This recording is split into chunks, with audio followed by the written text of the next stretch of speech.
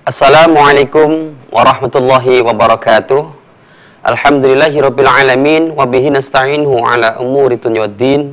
Wassalatu wassalamu ala asyrafil anbiya'i wal mursalin sayyidina Muhammadi wa ala alihi wa sahbihi ajma'in, amma ba'd. Pemirsa, alhamdulillahirabbil alamin, saya senang sekali bertemu dengan pemirsa lagi di acara Hujjah Aswaja yang kita tunggu bersama.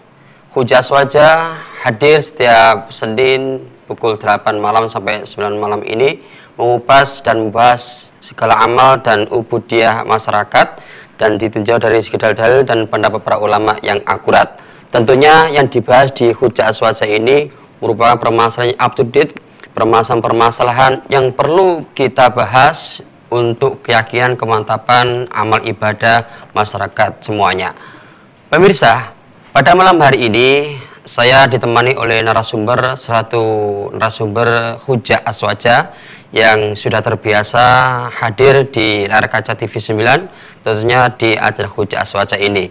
Beliau adalah Al-Ustadz Faris Khairul Anam LCMHI, anggota Dewan Pakar Aswaja NU Center PWNU Jawa Timur dan dosen Fakultas Dakwah dan Ilmu Komunikasi UIN Sunan Ampel Surabaya. Assalamualaikum Ustadz. Waalaikumsalam warahmatullahi wabarakatuh. Alhamdulillah.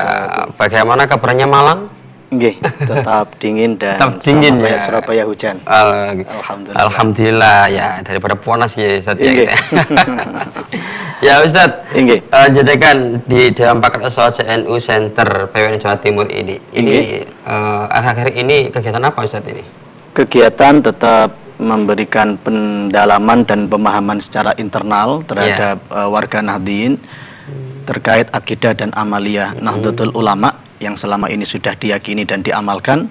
Roadshow tetap di beberapa cabang dan terakhir kemarin tim ke Kabupaten Malang, PCNU Kabupaten Malang, cuma kami pribadi nggak bisa ikut karena juga ada acara Aswaja internasional di Situbondo untuk 1 abad internasional.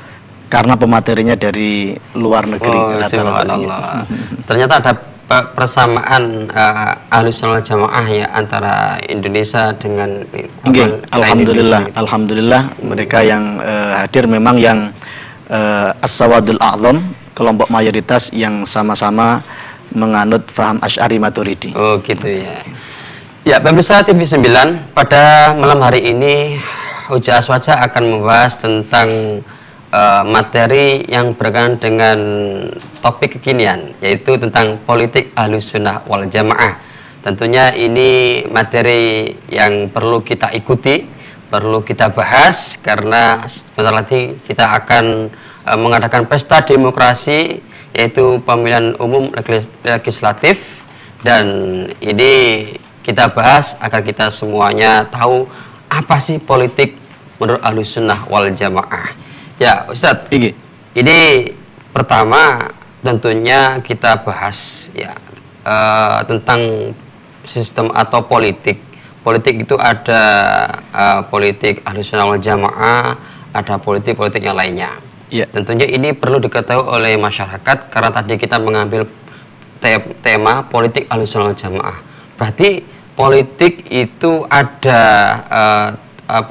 perbedaan tentang politik ini antara Ahlussunnah wal Jamaah dengan kelompok-kelompok yang lain. Silakan Ustaz gitu. Nggih, matur nuwun Ustaz Munir. Alhamdulillahirabbil alamin. Wassalatu wassalamu ala habibina wa syafi'ina wa qurrati a'yunina sayyidina Muhammadin wa ala alihi wa ashabihi ajma'in. Para pemirsa TV 9 dimanapun berada, terkait pertanyaan pertama dari Ustaz Munir, apakah ada perbedaan politik dalam segi beberapa hal yang diikuti oleh Ahlussunnah wal Jamaah dengan aliran-aliran lain? Kalau kita berbicara aliran lain, maka ada 3 aliran besar yang akan kita bahas, yakni kelompok Syiah yang kedua, dan yang ketiga adalah kelompok Khawarij. Memang ada perbedaan terkait politik Ahlussunnah wal Jamaah dengan kedua aliran tersebut. Yang pertama mengenai sikap mereka terhadap Khulafaur Rasyidin. Yang kedua mengenai sikap Ahlussunnah wal Jamaah tentang imamah, tentang kepemimpinan. Yang ketiga tentang ismah, apakah pemimpin itu maksum atau tidak. Kemudian yang keempat mengenai hukum pengangkatan pemimpin atau nasbul imam atau nasbul imamah. Yang ketiga terkait mekanisme atau cara pengangkatan pemimpin. Dan yang keenam tentang syarat-syarat pemimpin. Secara singkat, kalau kita rinci dari keenam aspek itu, yang pertama mengenai sikap terhadap Khulafaur Rasyidin. Ahlussunnah wal Jamaah mengakui dan meyakini keabsahan 4 khalifah semuanya. Sayyidina Abu Bakar, Sayyidina Umar, Sayyidina Utsman, dan Sayyidina Ali. Tapi yang sebagaimana sudah maklum, orang-orang Syiah tidak meyakini 3 khalifah yang pertama. Alasannya? Karena mereka meyakini Sayyidina Abu Bakar, Sayyidina Umar, dan Sayyidina Utsman itu sudah merampas kepemimpinan dari Al-Imam Ali bin Abi Thalib. Itu. Begitu. Kemudian orang-orang Khawarij juga berbeda dengan Ahlussunnah wal Jamaah dalam menyikapi Khulafaur Rasyidin atau Al-Khulafaur Ar-Rasyidun, di mana mereka keluar dari kepemimpinan Ali bin Abi Thalib setelah peristiwa tahkim atau arbitrase. Bahkan sebagian besar kelompok Khawarij itu mengkafirkan Imam Ali, mengkafirkan Sayyidina Utsman, Muawiyah, dan juga orang-orang yang terlibat dalam perang Jamal dan yang menyetujui menyepakati tahkim atau arbitrase itu. Ini lebih lagi. Lebih ekstrim kiri lagi. Kemudian aspek yang kedua, Ustaz Munir, perbedaan tentang imamah. Kalau Ahlussunnah wal Jamaah tidak meyakini adanya imam 12 dan tidak merupakan rukun iman. Tapi kalau menurut orang-orang Syiah ada 12 imam dan mereka ini keyakinan terhadap imamah 12 imam ini itu termasuk rukun iman. Oh begitu. Gitu. Dan imamah ke-12 ini itu ada sampai hari akhir? Yang imam ke-12 bersembunyi dan hilang di Gua Samarra, Saroman Ra'a, dan diteruskan oleh Wilayatul Faqih. Oh begitu. Kemudian aspek yang ketiga tentang ismah. Apakah pemimpin itu maksum atau tidak? Pemimpin yang 12 dan pemimpin secara umum menurut Ahlussunnah wal Jamaah tidak maksum, tidak dijaga dan terbebas dari dosa. Sedangkan menurut orang Syiah maksum, tidak akan salah dan tidak akan memiliki dosa. Sedangkan aspek yang keempat terkait dengan hukum pengangkatan pemimpin, menurut Ahlussunnah wal Jamaah wajib berdasarkan dalil-dalil syariat. Menurut orang Syiah wajib juga berdasarkan nas ilahi, dan menurut orang Khawarij wajib bukan berdasarkan dalil tapi berdasarkan maslahat dan kebutuhan manusia. Yang kelima, kita tuntaskan yang 6 ini sebenarnya. Yang kelima terkait masalah cara pengangkatan pemimpin. Menurut Ahlussunnah wal Jamaah setidaknya ada 2. Yang pertama, baiat ahlil halli wal aqd. Pemimpin bisa naik, bisa menduduki kepemimpinan suatu wilayah atau negara. Sedangkan yang kedua, bukan dibaiat dulu, tapi dia mengangkat secara paksa dirinya sendiri, tapi setelah itu juga dibaiat oleh ahlil halli wal aqd. Tapi menurut orang Syiah tidak. Pemimpin itu sudah nas ditentukan oleh Allah Subhanahu wa Ta'ala. Kemudian terkait syarat yang terakhir, menurut Ahlussunnah wal Jamaah ada 4 syarat pemimpin. Salah satunya dia harus berasal dari suku Quraisy. Meskipun kemudian ketika sudah wilayah Islam makin meluas dan juga makin berbeda pola pikir serta kondisi masyarakat yang ada, ini terjadi khilafiyah, debatable, bahwa sebagian ulama sudah tidak mensyaratkan pemimpin itu dari suku Quraisy.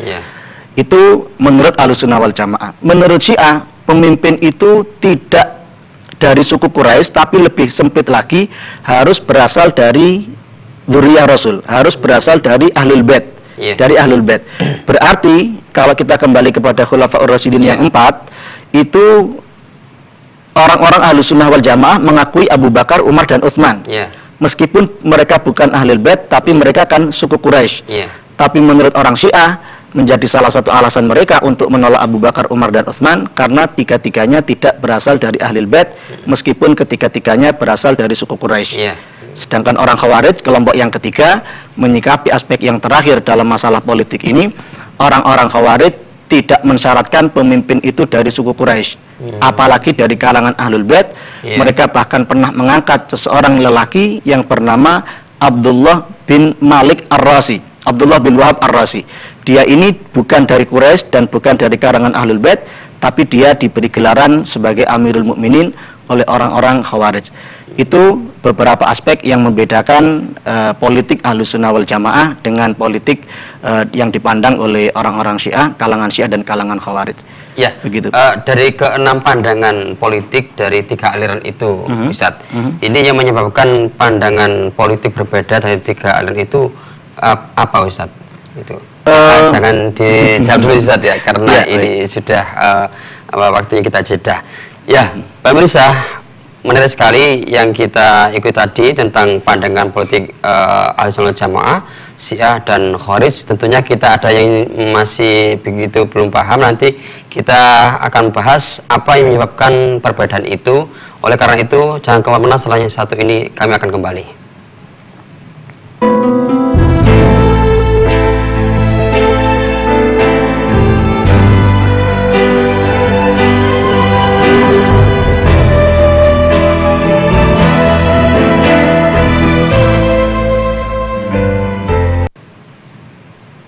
Pemirsa, terima kasih masih bersama kami di acara Hujjah Aswaja bersama Ustadz Faris Khairul Anam LSMAI dalam tema politik Ahlussunnah wal Jamaah.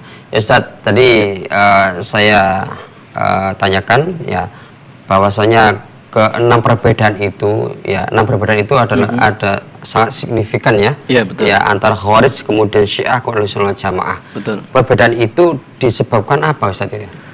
Kalau perbedaan yang terjadi dari pihak Khawarij, itu memang kekecewaan terhadap adanya peristiwa tahkim atau arbitrase itu, menurut mereka itu la hukma illa lillah, tidak ada hukum kecuali dari Allah Subhanahu wa Ta'ala. Tapi diindikasikan oleh Imam Ali bin Abi Thalib itu adalah kalimatu haqqin yuradu bihal batil. Kalimatnya memang benar, tapi digunakan untuk tujuan-tujuan yang tidak baik. Kalau perbedaan yang muncul dari kalangan Syiah itu karena setelah Rasulullah, menurut keyakinan kita, Kanjeng Nabi, keyakinan orang Syiah, Kanjeng Nabi mangkat itu seharusnya Imam Ali. Langsung. Karena baik ada nas secara sharih menurut mereka atau menurut secara isyarat gitu. Ketika kemudian tampuk kepemimpinan justru dibaiatkan kepada Khalifah Abu Bakar, kemudian juga Sayyidina Umar, Sayyidina Utsman.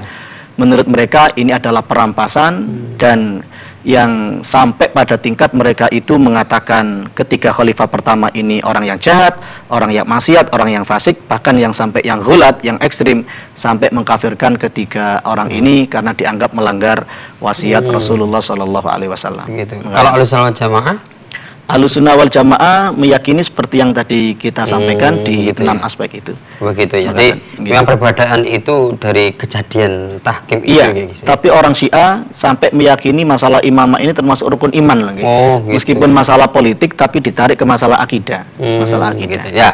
Antara akidah dengan politik. Kalau dari Syiah itu dimasukkan di rukun iman. Betul. Berarti ini kita ke pertanyaan selanjutnya, antara Islam dengan politik ini. Betul. Jadi Islam dan politik itu apakah politik bagian dari Islam? Apakah politik itu bagian luar dari Islam? Pertanyaan panjenengan ini harus didasari konsep kita menghubungkan antara agama dengan politik berdasarkan pengertian dan fungsi agama serta pengertian dan fungsi politik. Ternyata fungsi agama dan fungsi politik ini dalam beberapa hal bertemu. Misalnya agama mengatur hubungan hamba dengan Allah, hamba dengan sesama hamba, manusia dengan manusia, manusia dengan lingkungan, dan manusia dengan negara. Pada sebagian kasus tertentu politik juga merambah masalah ini kan gitu. Makanya sejak dulu sampai sekarang dikenal 3 paradigma ketika berbicara masalah hubungan antara agama dengan politik. Yang pertama dikenal dengan paradigma integralis, integral. Kemudian yang kedua dikenal paradigma simbiosis mutualisme. Kemudian yang ketiga dikenal dengan istilah paradigma sekularisme. Bagi orang yang meyakini integral, bahwa ada integrasi antara politik dengan agama, mereka meyakini bahwa lembaga kenegaraan itu sekaligus menjadi lembaga agama. Bahwa pemilik otoritas kekuasaan, merekalah pemegang kedaulatan milik Tuhan. Sampai dikatakan pemerintah, pemimpin ini adalah wakil Tuhan di muka bumi. Seperti Syiah tadi. Nah, itu orang Syiah meyakini itu, bahwa 12 imam itu memiliki kedaulatan Tuhan, menjadi wakil Tuhan di muka bumi. Kalau sementara 12 imam itu sudah berakhir di imam ke-12 dan mereka itu masih bersembunyi, diteruskanlah otoritas kedaulatan Tuhan ini melalui wilayatul faqih yang tadi sudah kita singgung. Kemudian yang ketiga dulu, paradigma sekularisme ini dikembangkan misalkan oleh Ali Abdul Razik. Dia seorang ulama Mesir yang kontroversial, sampai dalam profilnya dia itu sampai diusir dari negara Mesir. Dia memiliki keyakinan bahwa agama itu seperti pemahaman milik orang Barat. Tidak ada hubungan antara agama dengan negara. Sesuai dengan keyakinan Rasulullah itu diutus seperti nabi-nabi sebelumnya, ya hanya untuk ngurus masalah agama. Tidak pernah Nabi Muhammad itu ngatur ngurus mimpin negara menurut paradigma sekularisme atau fasluddin anid daulah itu. Sedangkan yang ketiga, mayoritas ulama Ahlussunnah wal Jamaah itu menganut paradigma simbiosis mutualisme, bahwa ada saling keterkaitan hubungan, saling memberikan asas manfaat antara politik dengan agama. Apakah ini bukan at-tawasud, artinya mencari jalan tengah antara intelektual dengan sekularis? Betul, itulah karakter Ahlussunnah wal Jamaah. Dalam banyak kasus memang senantiasa moderat dan mengawal moderasi ini. Termasuk dalam masalah ini, mereka meyakini ada hubungan yang sangat terikat antara politik dengan negara. Lembaga negara ini memiliki tujuan untuk hirasatuddin wasiyasatu dunya, kan gitu. Untuk menjaga agama sekaligus juga untuk mengatur urusan dunia.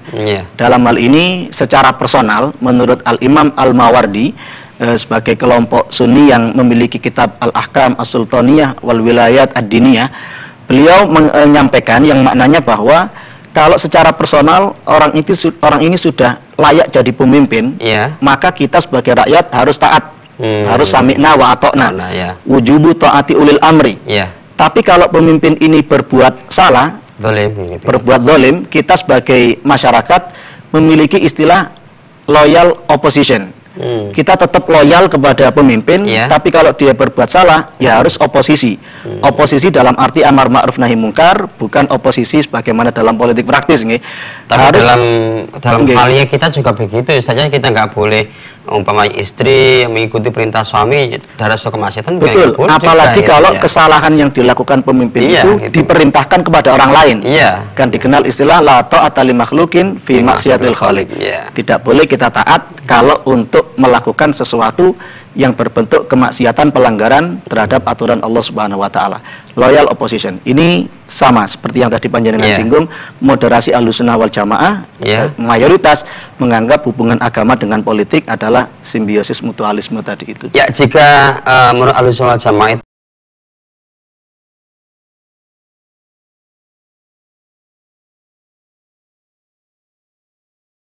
agama Islam, begitu? Iya.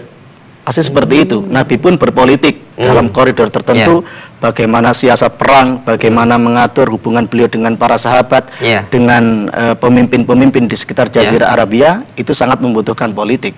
Kalau begitu, dalam personal orang Islam pribadi, ketika politik asiasah itu bagian dari Islam, kemudian hukum mengatur tentang politik itu apa, Ustaz?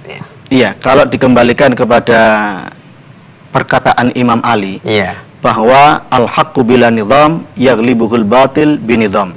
Kebenaran yang tidak terorganisasi secara baik, tidak memiliki sistem, tidak memiliki mekanisme, tidak memiliki cara dan siasat, meskipun benar, akan dikalahkan oleh sesuatu yang batil tapi terorganisasi secara baik.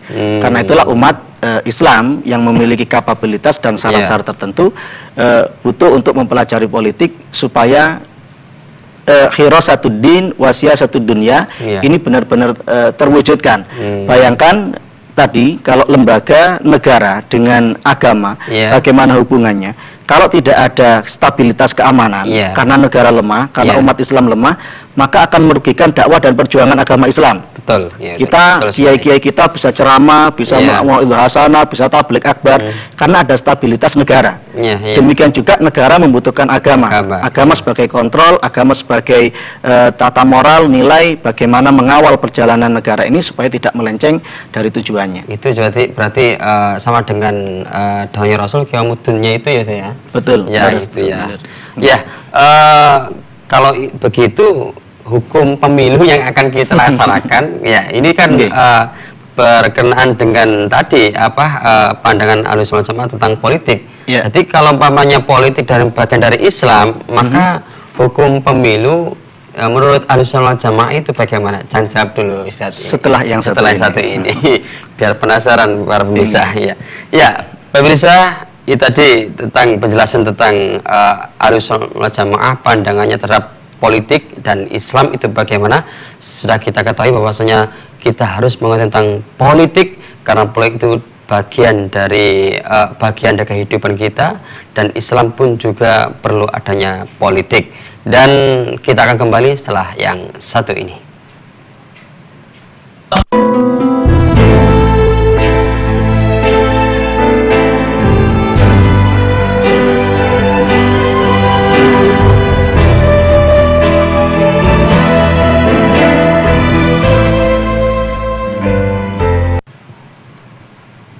Pemirsa TV 9, terima kasih masih menunggu kami di Hujjah Aswaja dalam tema politik Ahlussunnah wal Jamaah bersama Ustadz Faris Khairul Anam LCMI. Beliau adalah anggota Dewan Pakar Aswaja NU Center Bayangkara Jawa Timur. Ya Ustadz, tadi saya singgung tentang hukum pemilu. Ya, hukum pemilu ini adalah merupakan suatu pertanyaan yang ditunggu oleh masyarakat ini ya. Betul. Bagaimana hukum pemilu menurut Ahlussunnah wal Jamaah, di mana selain Ahlussunnah wal Jamaah itu banyak sekali kelompok-kelompok lain mengatakan bahwasanya pemilu yang diadakan di Indonesia ini tidak sah dan bahkan tidak sesuai dengan syariat agama Islam dan kita wajib meninggalkannya. Itu bagaimana? Secara komprehensif membahas tentang pemilu ini ada unsur idealnya di kitab-kitab Aswaja. Memang mekanisme atau cara pengangkatan kepemimpinan, pengangkatan pemimpin itu kan yang ideal yang dua yang tadi kita singgung itu, yang pertama baiat ahlul halli wal aqdi, atau dalam kondisi darurat ada satu yang memaksakan diri untuk jadi pemimpin, tapi akhirnya juga dibaiat oleh ahlul halli wal aqdi dan wajib taat juga. Berdasarkan hadis Rasulullah Shallallahu Alaihi Wasallam yang maknanya bahwa kita ini harus taat meskipun yang memimpin kita itu seorang budak Habasyah yang kepalanya itu seperti tandanya kurma yang kering gitu. Jadi kan dalam kondisi itu pun masih harus taat pada pemimpin. Itu dua mekanisme yang ideal dan dalam kondisi darurat, dan itu yang dibahas di kitab-kitab klasik. Tapi kemudian masalah pemilihan, Ustaz Munir, itu sebenarnya dalam kitab Al-Ahkam As-Sultaniyahnya Al-Imam Ali Al-Mawardi itu juga disinggung bahwa ketika vacuum of power, ketika suatu wilayah tidak ada pemimpin, maka masyarakat di wilayah itu dibagi menjadi dua. Yang pertama namanya wilayatul ikhtiyar, ahlul ikhtiyar, dan yang kedua adalah ahlul imamah. Kelompok yang pertama masyarakat yang memang mereka memiliki hak memilih, hak pilih kalau bahasa kita. Kemudian yang kedua ahlul imamah, kelompok masyarakat yang memang memiliki kapabilitas memenuhi syarat untuk dipilih jadi pemimpin. Dua kelompok ini. Artinya Al-Imam Al-Mawardi juga sudah menyinggung masalah kepemimpinan. Cuma bukan dalam sistem demokrasi yang dikenal sekarang ini. Masalahnya ketika ada negara-negara ketiga yang menerapkan sistem demokrasi, pemilu, pemilihan umum, ada caleg, ada capres dan lain sebagainya, ini dikatakan bahwa hal semacam ini adalah masalah ijtihad. Ijtihad politik, dan namanya ijtihad pasti ada yang pro, ada yang kontra, yang tadi panjenengan singgung.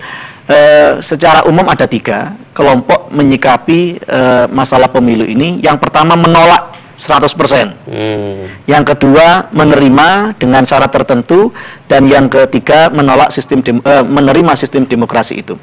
Kelompok yang menolak alasannya karena pemilu sistemnya tidak pernah diajarkan dan diamalkan oleh Rasulullah Shallallahu Alaihi Wasallam, demikian juga Khulafaur Rasyidun. Ada Assalamualaikum. Waalaikumsalam warahmatullahi wabarakatuh. Ya, dengan Bapak? Dengan Bapak Ilham dari Gresik. Bapak Ilham dari Gresik. Silakan Pak Ilham. Ya. Assalamualaikum Ustaz. Waalaikumsalam warahmatullahi wabarakatuh.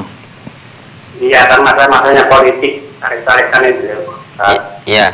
mengenai pakai nyangoni uang, ya. Ya. Itu sudah membudaya tak sisi. Ya. Alasannya itu, tapi yang diberi itu kalinya kerja, dikasih uang.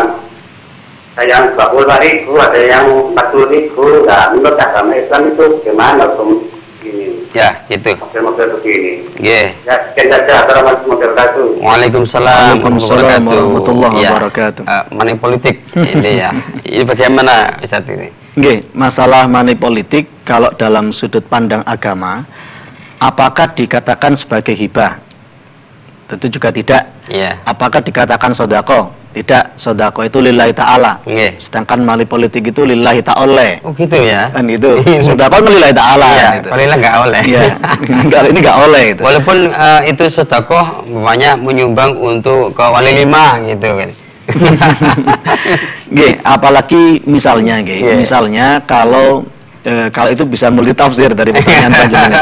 Misalnya kalau sampai punya keterikatan itu yang masalah, Ustaz Munir. Kalau wali lima saya kan nggak terikat dan terikat. Kalau misalkan antara saya dengan panjenengan ada kontrak politik, panjenengan transfer saya harus milih panjenengan. Kalau misalnya panjenengan memang layak saya pilih dan sesuai dengan syarat-syarat pemimpin, kan di situ masih ada unsur bolehnya. Tapi kalau panjenengan tidak layak untuk jadi pemimpin, saya pilih karena saya panjenengan sudah ngasihkan sejumlah uang kepada saya. Apakah itu bukan rasuah atau riswah alias sogokan suap itu? Suap itu adalah ihqaqul batil au ibtalul haq, membenarkan yang salah atau menyalahkan yang benar. Panjenengan salah, saya benarkan gara-gara saya sudah menerima sejumlah uang. Itu dalam pandangan agama, sedangkan dalam pandangan negara kan memang money politik ini dilarang. Sedangkan kita harus taat pada ulil amr, al-muslimuna ala syurutihim, bahwa umat Islam itu harus mentaati, mematuhi aturan-aturan syarat yang sudah mereka buat selagi tidak melanggar aturan agama. Gitu ya. Ya jujur gitu ya. Gitu ya. Ya terus kan Ustaz tadi Ustaz. Kelompok yang menolak tadi yang pertama karena memang tidak pernah dicontohkan oleh Rasulullah dan Khulafaur Rasyidin sistem pemilu itu. Sedangkan yang kedua menerima sesuai dengan syarat tertentu. Dalam hal ini akadnya adalah akad wakalah. Saya mewakilkan kepada panjenengan untuk mewakili saya duduk di parlemen. Ini akad wakalah, tentu syarat-syaratnya harus terpenuhi. Ada sigot, ada mewakil yang mewakilkan saya, ada wakil. Kemudian untuk apa panjenengan melakukan perwakilan dari saya? Jadi saya mewakilkan kepada panjenengan terhadap aspek apa? Inilah yang penting dalam akad wakalah. Kalau kemudian materi wakalah yang harus panjenengan lakukan atas perintah saya sebagai wakil, itu sesuatu yang benar oleh agama, boleh panjenengan melakukan. Apakah itu akad wakalah ini sah? Tidak. Apakah itu juga sama seperti DPR itu, perwakilan dari rakyat itu? Betul, betul. Itu kembali ke akad wakalah. Tapi kalau yang saya wakilkan kepada panjenengan itu sesuatu yang tidak boleh, sesuatu yang haram, melanggar agama, maka wakalah ini tidak sah. Wakalah tidak sah. Itu yang kedua. Sedangkan kelompok yang ketiga menerima sistem demokrasi selagi ada kontrak yang jelas antara rakyat dengan pemerintah yang akan dia pilih untuk kesejahteraan seluruh bangsa dan masyarakat, itu boleh. Tapi kemudian memang ada satu hadis yang diriwayatkan oleh sahabat Abu Dzar ketika beliau mengatakan kepada Rasulullah, wahai Rasulullah, mengapa panjenengan tidak menunjuk saya untuk menduduki jabatan tertentu? Apa jawaban Rasulullah? Wahai Abu Dzar, engkau adalah orang yang lemah. Sedangkan jabatan itu adalah amanah, dan di akhirat, di hari kiamat, amanah yang seperti ini, jabatan amanah ini akan berubah menjadi kehinaan, akan berubah menjadi sesuatu yang menyulitkan. Sesuatu yang menyulitkan. Dan barang siapa yang meminta amanah jabatan ini, maka dia harus mencari dan menunaikan amanah tersebut. Hadis sahih riwayat Imam Muslim. Itu ya. Saya mau menanyakan tentang yang pertama tadi ya. Kami terangkan juga kepada pemirsa bahwasanya pemirsa yang ingin bertanya di Hujjah Aswaja ini silakan tekan telepon di 0315660109. Sekali lagi 0315660109. Tanyakan tentang politik Ahlussunnah wal Jamaah atau berhubungan dengan pemilu.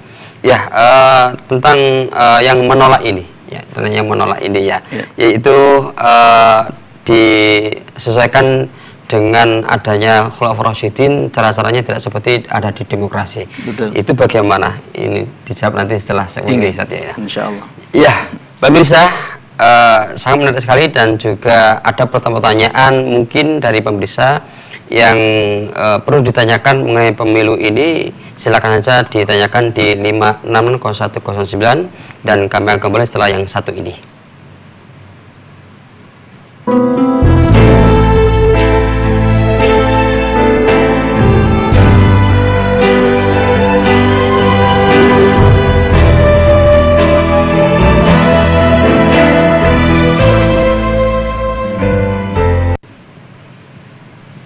Pemirsa, terima kasih masih bersama kami di acara Hujjah Aswaja dalam tema politik Ahlussunnah wal Jamaah bersama Ustadz Faris Khairul Anam LCMHI. Ya Ustadz, tadi panjenengan mengutarakan bahwasanya ada perbedaan pendapat tentang pemilu di Indonesia ini. Ada yang menolak 100%, ada yang dengan syarat, ada yang menerima demokrasi ini. Ini perlu kita bahas yang menolak ini, Ustaz. Menolak 100% tapi dia berada di Indonesia juga enggak. Alasannya dia itu karena pemilu di Indonesia ini tidak sesuai dengan ada yang di Khulafaur Rasyidin. Padahal kita tahu bahwasanya di pemimpinan Khulafaur Rasyidin itu kan cara memilihnya kan berbeda-beda, Ustaz. Gimana, Ustaz? Cara pemilihan berbeda-beda sehingga masalah imamah baik mekanisme maupun caranya itu memang masalah ijtihad. Masalah ijtihad sebagaimana ditegaskan oleh Al-Imam Al-Ghazali, ini masalah fikih, masalah fikih. Bukan masalah akidah, bukan masalah mantik dan logika, tapi memang masalah sekali lagi masalah ijtihadi. Karena itulah benar yang panjenengan tadi sampaikan, kalau mereka tidak mau pemilu, terus padahal sistem yang berlaku di negara kita seperti itu, apakah ketidakikutsertaan mereka itu akan mengundang maslahat? Kalau seandainya yang muncul adalah orang-orang yang dipilih oleh orang lain, sehingga yang muncul itu orang yang tidak sesuai kriteria kebenaran dalam pandangan kita. Itu kadang kebatilan, kejahatan itu menang bukan karena mereka semangat, tapi karena yang diam benar. Karena yang diam benar. Karena itulah mari kita mencari maslahat untuk umat Islam. Maslahat umum ini harus ada pemimpin, tentu dicari yang lebih selamat, yang lebih benar di antara yang insya Allah benar maupun ada yang tidak benar. Taruhlah umpamanya banyak sekali yang menolak, artinya diam, kemudian tidak memilih, dan banyak dari orang Islam, kemudian yang muncul itu adalah pemimpin yang itu salah juga kan, gitu. Zalim, kemudian mereka mengaspirasikan itu tidak sesuai dengan kemaslahatan agama Islam, berarti itu ada konsekuensinya, Ustaz? Ada konsekuensinya. Kalau dia kadang orang diam itu salah. Kadang orang diam itu salah. Karena Nabi mengatakan as-sakitu anil haq syaitonun akhras. Orang yang diam terhadap suatu kebenaran itu adalah setan yang bisu. Masih menang di badan sampai setan, dan lebih baik kita mengekspresikan dan memilih tentu melalui ijtihad pribadi kita siapa yang kita anggap lebih benar di antara yang lain. Satu contoh saat ini di TPA sekarang itu ada transport guru-guru TPA, di Mahjadiniyah juga ada, kemudian masjid-masjid membangun itu aliran dana juga sudah ada ketentuan di DPR, kemudian tentang kegiatan agama itu ada. Itu mereka kan karena berkat kita memilih mereka. Karena simbiosis mutualisme. Itu. Mereka bisa melakukan konferensi di Gelora Bung Karno karena sistem ini. Itu gitu ya. Ada telepon, Ustaz. Assalamualaikum. Waalaikumsalam warahmatullahi wabarakatuh. Dengan Bapak?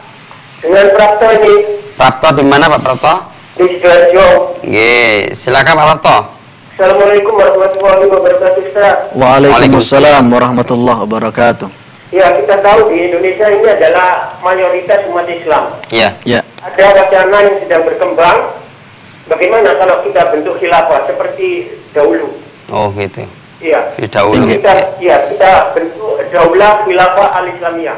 Gitu ya. Apakah bisa kita bentuk seperti itu di negara kita yang mayoritas umat Islam? Yang kedua tentang imamah. La Islam ila bil jamaah, wala jamaah ila bil imamah, wala imamah ila bil bai'at, wala bai'at ila bil ta'at. Tidak ada Islam kecuali dengan jamaah. Tidak ada jamaah kecuali dengan imamah, pemimpin. Tidak ada pemimpin kecuali dengan baiat wasatiyah. Ya. Tidak ada baiat kecuali ditaati. Bagaimana pendapat dengan Iya, Pak Broto. Warahmatullahi wabarakatuh. Waalaikumsalam warahmatullahi wabarakatuh. Sangat penting sekali Ustaz ini dibahas Ustaz ini tentang khilafah. Kan umat Islam ini mayoritas ini. Apakah kita bentuk negara Islam ini gimana? Iya. Jadi masalah khilafah ini memang penting, apalagi mengacu kepada Khulafaur Rasyidin, al-khilafah ala minhajin nubuwah. Tapi di antara pemahaman bahwa khilafah adalah sesuatu yang penting, tapi bukan satu-satunya yang penting. Gitu ya. Bukan satu-satunya yang penting. Nggak harus gitu ya. Perbedaannya menegakkan syariat Islam itu dimulai dari mana? Dari atas apa dari bawah? Dari sistemnya dulu apa dari bawah? Kita debat seperti ini sampai lama, sampai khawatir ibtalul haq bil kulliyah. Debatnya kesuwen sampai kemudian syariat Islam tidak benar-benar tidak berjalan karena eker-ekeran tok. Jadi dimulai dari mana? Dari masyarakat, dari keluarga, atau kemudian dari sistem. Makanya karena dikatakan sebagai ijtihad, bolehlah imamah itu dalam bentuk khilafah, ada yang imarah, ada yang lainnya. Makanya Al-Imam Al-Ghazali, seorang hujatul Islam, beliau mengatakan an-nadharu fil imamah laisa minal muhimmat. Kajian masalah khilafah, masalah imamah ini bukan urusan yang paling penting, bukan urusan yang paling penting. Bal aidan laisa minal maqulat, min fanil maqulati fiha. Bukan juga masalah rasional dan logika, bal hiya minal fiqhiyat, bal minal fiqhiyat. Masalah ini adalah masalah ijtihad, masalah fikih yang menjadi prioritas adalah fungsi dari kepemimpinan itu. Kalau suatu sistem pemerintahan bisa khirasatud din wasiyasatud dunya, bisa menjaga agama dalam mengatur dunia, itu sudah ada unsur penerapan syariat Islam di situ, meskipun sistemnya berbeda. Kemudian juga ini Ustaz, kalau kita mengadakan NII atau mungkin khilafah di Indonesia, padahal di negara-negara Arab Saudi yang notabene adalah kiblat dari orang Islam gitu, itu di daerah Saudi itu sistemnya monarki, Jordania seperti itu, kemudian yang lainnya bahkan mereka tidak menamakan negara Islam gitu. Bagaimana ya? Iya, jadi Syekh Yusuf Al-Qaradawi juga memiliki konsepsi negara Islam sendiri. Selagi ada syuro, selagi ada keadilan pemimpin terhadap rakyat, rakyat juga taat dalam urusan-urusan yang diatur dalam agama, yang tidak melanggar, itu sudah disebut sebagai negara Islam. Begitu. Sudah disebut sebagai negara Islam. Sudah ada masalah pribadi, masalah sosial, dan masalah ibadah, kemudian masalah penegakan amar ma'ruf nahi munkar sudah terjaga. Itu sudah bisa dikatakan sebagai negara Islam dan bukan negara sekuler. Itu Syekh Yusuf Al-Qaradawi. Memang dikatakan nasbul imam indal imkan wajib. Menegakkan khilafah, imamah ketika memungkinkan wajib. Masalahnya memungkinkan apa tidak? Memungkinkan dan itu pun juga masalah ijtihadi gitu. Masalah sistem politik seperti ini. Dan tadi yang disinggung itu kalau diringkas itu ada yang mengatakan la syari'ata illa bidaulah wala daulata illa bisyari'ah. Tidak ada syariat kecuali dengan negara Islam, tidak ada negara Islam kecuali dengan adanya syariat. Ini kalau bahasa Malangnya ayahab itu.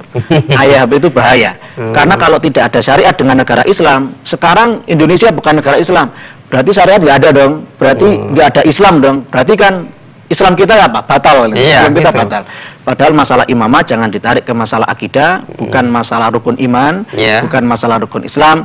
Bal minal fiqhiyat, kata Abu Al-Hujjatul Islam Abu Hamid Al-Ghazali, ini adalah masalah fikih, masalah ijtihadi. Gitu Ustaz. Sayang sekali Ustaz ini tadi penting sekali memang dibahas, dan saya keempat ini sudah berakhir dan kita sudah sebentar Ustaz gitu. Ya, pemirsa, menarik sekali tentang pembahasan kita di segmen 4 ini, dan jangka waktu setelah yang satu ini kami akan kembali.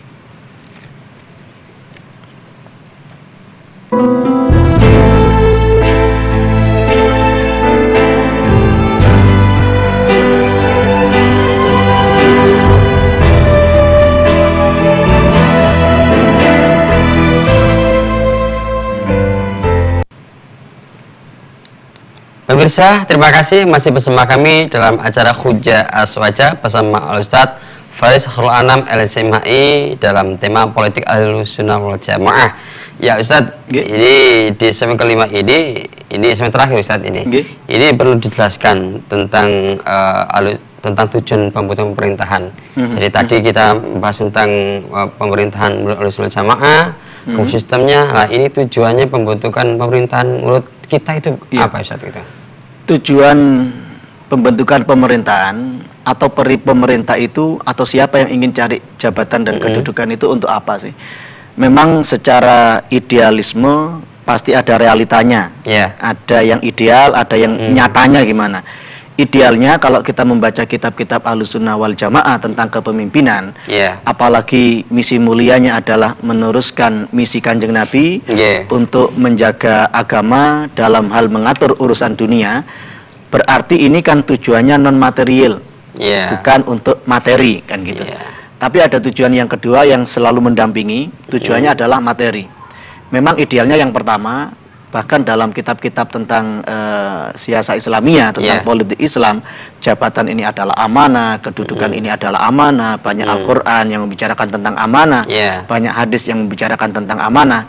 Tapi ketika ada yang kedua, yang tujuan material, ini bukan hanya mempengaruhi Ustaz Munir, tapi kadang juga menjadi tujuan utama. Udah ujung-ujungnya duit. Pasti secara ideal adalah tadi yang disampaikan konsepsi Al-Imam Ali Al-Mawardi, tujuannya seperti itu, dan beliau dalam kitabnya Al-Ahkam As-Sultaniyah di halaman 5, pemimpin itu memiliki tugas 10 itu. Nah, itu para caleg dan para calon siapapun yang akan itu seharusnya membaca itu 10 itu. Dan intinya memang untuk khirasatuddin wa siyasatud daulah wa siyasatud dunya. Kemudian lebih kalau tidak ada aturannya, tidak ada aturan suatu kasus di masyarakat, tentu yang menjadi tujuan para pemimpin adalah bagaimana perwujudan maslahat di tengah masyarakat. Kebijakan saya harus maslahat demi untuk kebutuhan masyarakat, sebagaimana dikatakan tasarruful imam ala ra'iyah manutun bil maslahah. Apa yang dilakukan oleh seorang pemimpin terhadap rakyat terkait dengan kebijakan-kebijakannya harus berpijak pada unsur maslahat untuk bangsanya, bukan maslahat untuk dirinya sendiri, kan seperti itu. Kalau ada yang begini, pokoknya maslahah, tapi caranya tidak sesuai. Caranya itu karena politik itu adalah kotor, sehingga caranya itu ya juga kotor. Bagaimana seperti itu? Sekaligus kesimpulan Ustaz. Tujuan baik harus dengan cara yang baik. Saya memiliki tujuan untuk ngebuk no nyamuk tentu ini jenengan, tapi ngebuk ambek gelas ini kan juga tidak baik. Tujuan baik juga harus dengan cara yang baik, dan itu ada istilah-istilah dhawabitul maslahat dan lain sebagainya. Dan sebagai kesimpulan, Ustaz Munir, bagi siapapun yang sekarang ini sedang memperebutkan amanah dalam tanda kutip, kita pasti merujuk pada ujangan, dawuh, pesan Kanjeng Nabi Muhammad SAW.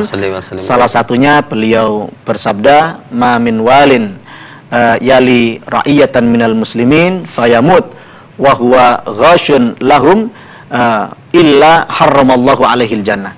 Siapa orang yang memimpin, diberi urusan untuk memimpin umat Islam, kok dia meninggal dunia dalam keadaan mengkhianati, tidak membawa amanah itu, maka dia diharamkan surga oleh Allah Subhanahu wa taala. Na'udzubillah min dzalik.